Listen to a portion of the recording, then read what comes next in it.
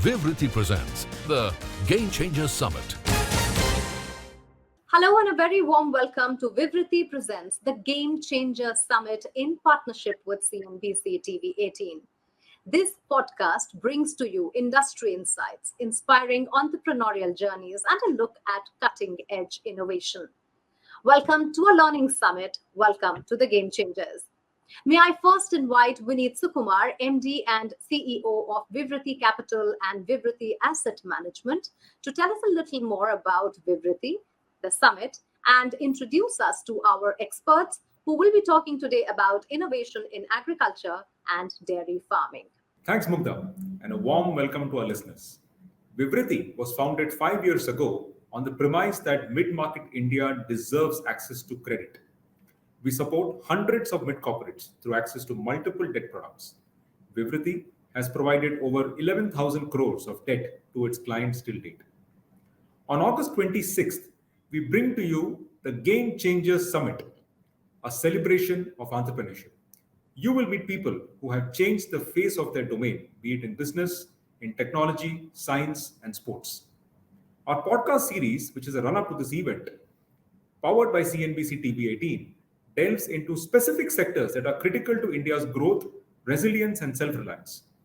Today, you will meet two remarkable entrepreneurs who have taken on the mantle to power agriculture in India through innovation in technology and aggregation. You will meet Ranjith Mukundan, an engineer and master's in technology with 2.5 decades of experience in building businesses in technology and consulting. Ranjith founded Stellapps Technologies in 2011. Stellapps seeks to unlock unprecedented value across the dairy supply chain via farm-to-fridge digitization of the largest crop on the planet. You will also meet Mayank Dhanuka, an engineer and MBA with nearly 2 decades of experience in private equity, investment banking, and building businesses. Mayank co-founded Origo Commodities in 2011. Origo provides a strong platform for stakeholders in end-to-end post-harvest management, thus ensuring an extremely smooth and sustainable agri-commodity management. With this, I will hand it back to Mukta to take the podcast forward. Thank you. Well, thank you, Mr. Sukumar. Joining me now, Mr. Ranjith Mukundan, CEO and co-founder at Stellapps Technologies. Welcome, Mr. Mukundan. Well, technology has truly transformed the dairy industry, and startups have done phenomenal work in bringing tech-driven products, services, and solutions to India. Stellapps is the first of its kind startup in India working towards the digitization of the dairy supply chain, be it milk production, milk procurement, cold chain management. And this is all being done through a very smart platform called the SmartMoo platform. But Mr. Mukundan, before I speak to you about that, I'm very intrigued about something else. What led you to this industry? Take us through your journey. And was there a background in any way from the industry? No background whatsoever. So me and my co-founders come from a very hardcore tech background. We were working with IT major like Wipro before we started this in 2011. And we were working in the communications space, working for folks like Microsoft, helping them develop their communication middleware, AT&T, Sprint, Nortel, Ericsson. That was the background. And in 2011, we figured that after 15 long years in the industry, we should probably spend more time solving compelling problems in the Indian context.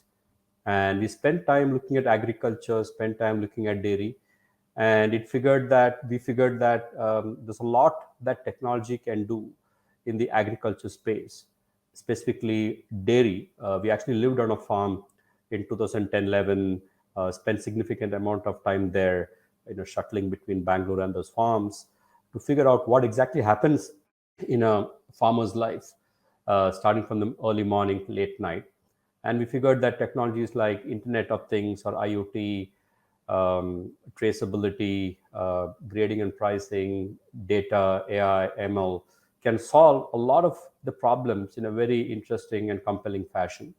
And that's how the whole journey started way back in 2011. Mr. Mukundan, dairy farming then and now, how have you seen this space evolve with tech intervention? What were the typical challenges that, say, existed when you started looking at solutions, and how have you seen this whole canvas, the whole narrative evolve? The dairy space specifically and agri space in general is a hard problem. So you don't see things shifting very quickly with time. Any intervention, any innovation takes time to come to fruition, unlike a urban-centric problem. That said, we have seen some good pioneering work from a bunch of players in this space. We have seen more and more milk being moved from the unorganized sector to the organized sector by Amul.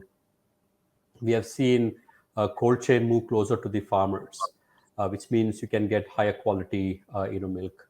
You minimize wastages. We have seen better grading and pricing solution so that farmers get paid more transparently.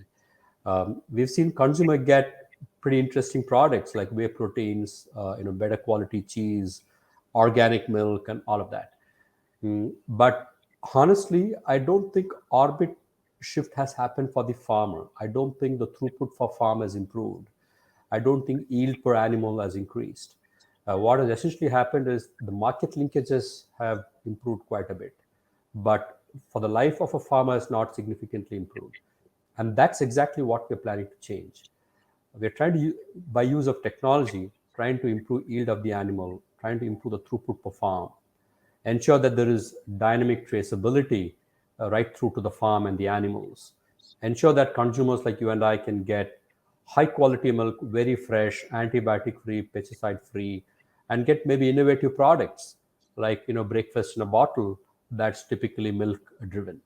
That's the kind of orbit shift that we're trying to create with the technology and build on top of some pioneering work that has already been done and take it further. I'm sure this is also a gratifying business when it comes to changing lives of people who never thought their business was scalable. Tell us about the modern day dairy farmer, the farmer that you work with. How is, you did mention that it is a beginning where lives are changing now, and how have you seen this evolve after you have joined the business? This space is fundamentally driven by smallholder farmers. I mean, there are about 90 million smallholder farming families, which actually feed milk to 1.3 billion Indians. That's roughly the size of the US population feeding India, right? Highly fragmented. Each farmer has about 2 to 3 animals, produces about 6 to 7 liters of milk, per day.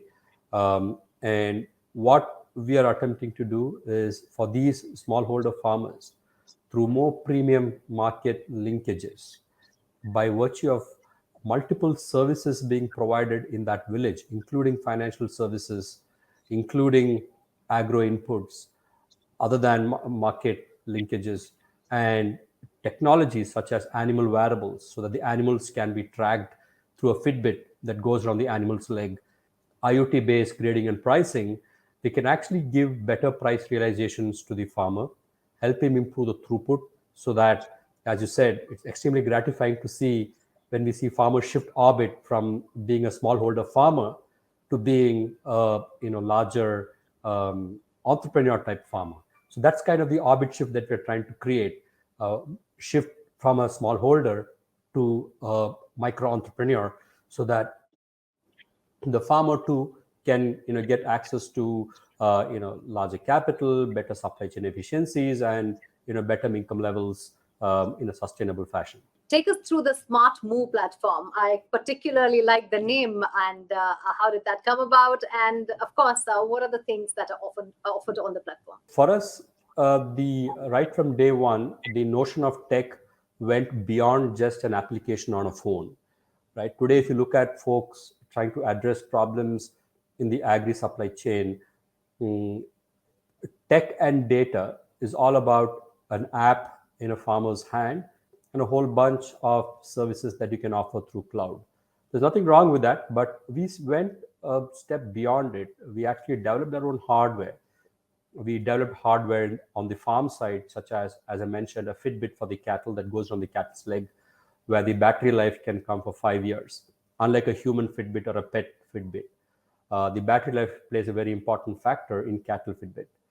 We do things like facial recognition of animals to uniquely recognize animals, so that when you underwrite insurance risk, the ID management is more watertight.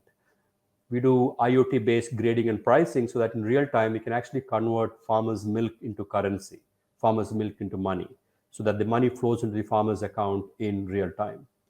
Cold chain management, because milk is probably the most perishable crop on the planet, if you look at it as a crop. And if you want to eat paneer that melts in your mouth or a cheese that's Kanazwa grade, the cold chain has to be really good.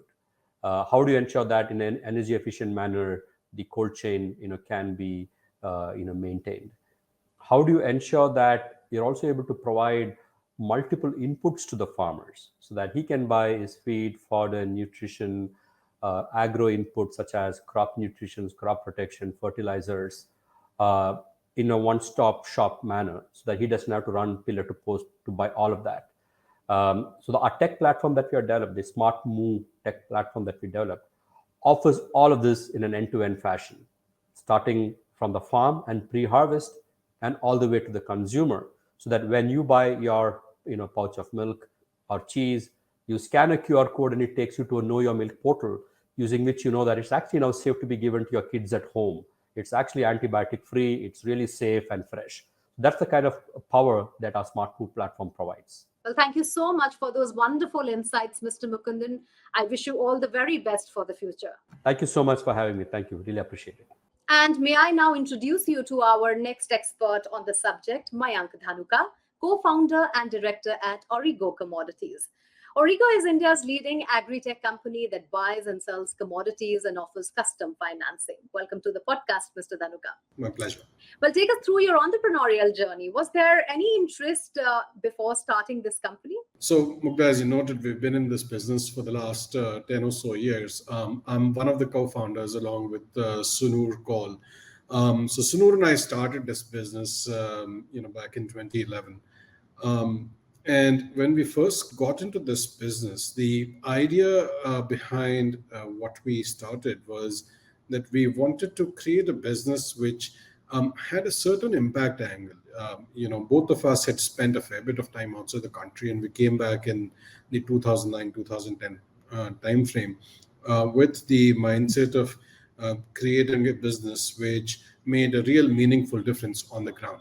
When we first got into this business, we knew that agriculture and financing, which are two of the key words that you used in introducing me, those are, those two businesses are, as old as practically mankind, right? Since human beings learned how to control crop growth or control how we grow certain crops, which eventually became the practice of farming 10,000 years ago. Financing soon followed as a part of that. And so these two businesses are not only interlinked very closely, but are very old in nature. Having said that, the one thing that has been missing in this industry is that the supply chain, the agri supply chain, financing for which is an extremely important part, has not quite become as institutionalized in our country as it is in the West. What that means is that, in most developed economies, you see the produce going from farm to the eventual consumer in a fairly organized fashion. And you don't see a lot of different steps in between that link the two. In India, unfortunately, this has not been the case. Not only do you find a large number of intermediaries, but you also find a lot of waste at each step of the way. One of the reasons that you find a lot of intermediaries is because of lack of institutionalized financing, which is kind of what we bring to the table as a company, and which was the motivation for starting this business. And that's only one side of it. The other part of the equation is, where does this financing come from? And that's again where we're playing the role of an innovator, and thanks in no small part to Vivriti, that we've been able to create some fairly innovative instruments which bring the financing into this business, to the extent that we're eventually talking about creating a green bond, which could be distributed to retail investors potentially. And that would be a big game changer in how we do this. How do you see the space? What are the classic challenges, and how at your end have you been addressing those? So challenges are multifold, right? I mean, the biggest challenge is the vast disconnect between the capital markets and the ground level reality where agriculture is actually practiced, right? I mean, as you know, the difference between our villages and our cities there's a quantum leap between the two. And the challenge has always been to connect the two. The challenge really lies in making agri appealing to investors in the financing world on one side, and on the other side, ensuring that people who need this financing, which is essentially the farmers or the traders or the processors, those guys are able to get a view on the other side of the wall as to, so that they can see what is available to them. Right now, the options that they see available to them are fairly limited. And that's largely because of just the way we've evolved as a country. We've evolved as, agri has evolved as a business in this country, where financing in small town India is still controlled by the local money lender. And usually given out to farmers at very, very high interest rates. Not only is that a very, very disorganized way of financing any kind of a supply chain, the presence of so many people in the middle also leads to a lot of wastage across the agri supply chain as a result.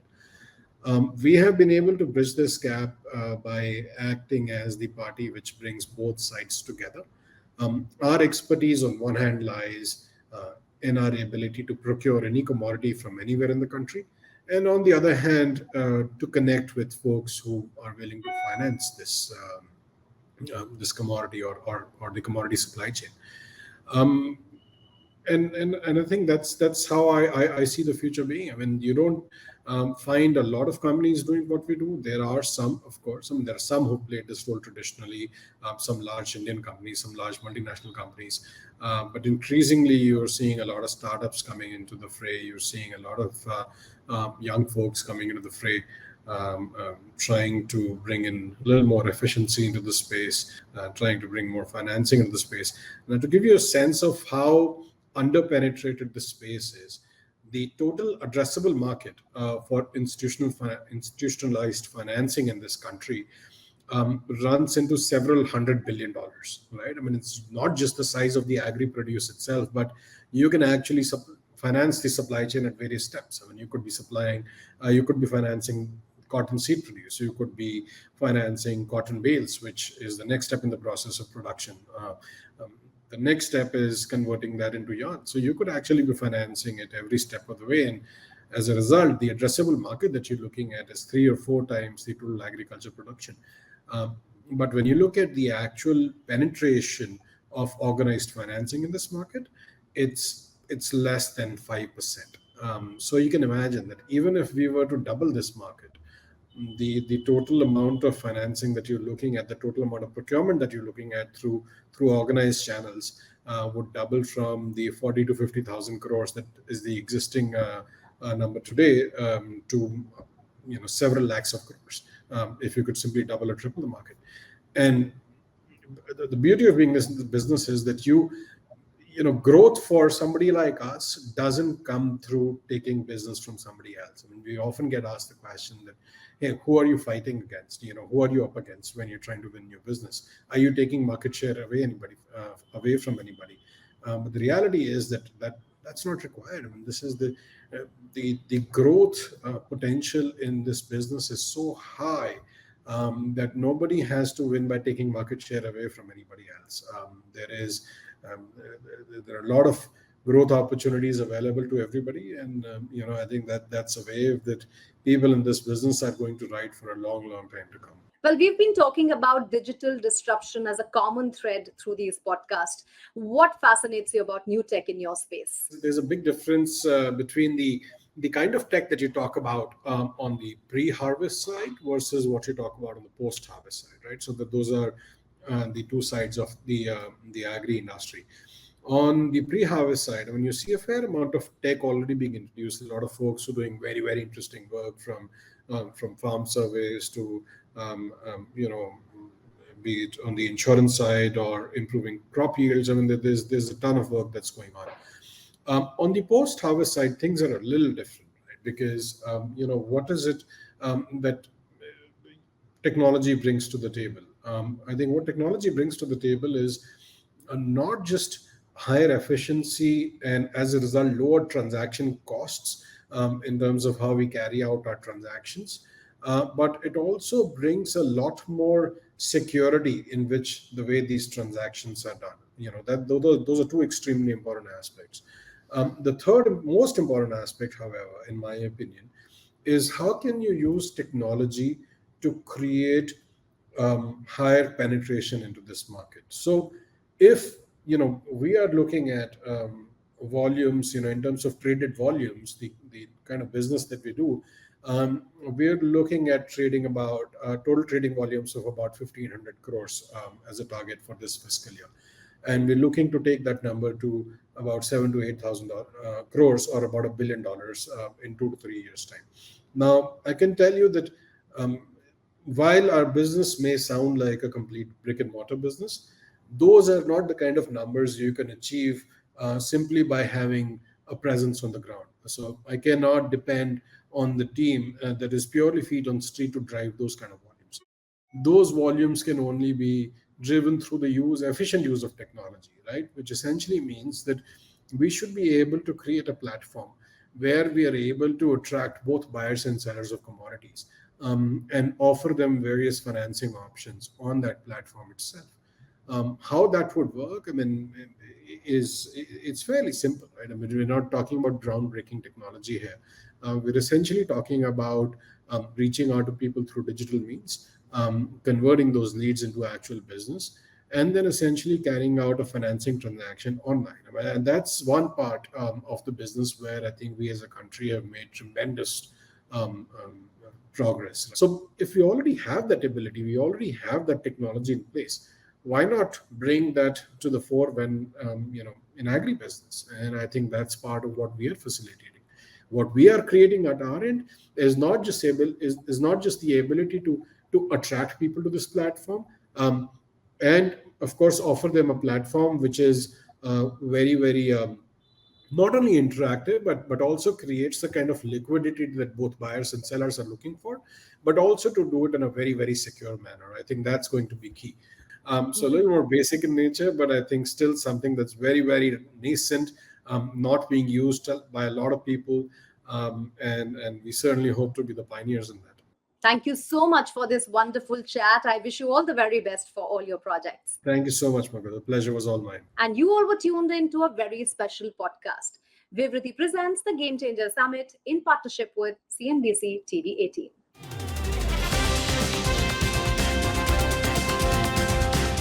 Vivriti presents the Game Changer Summit.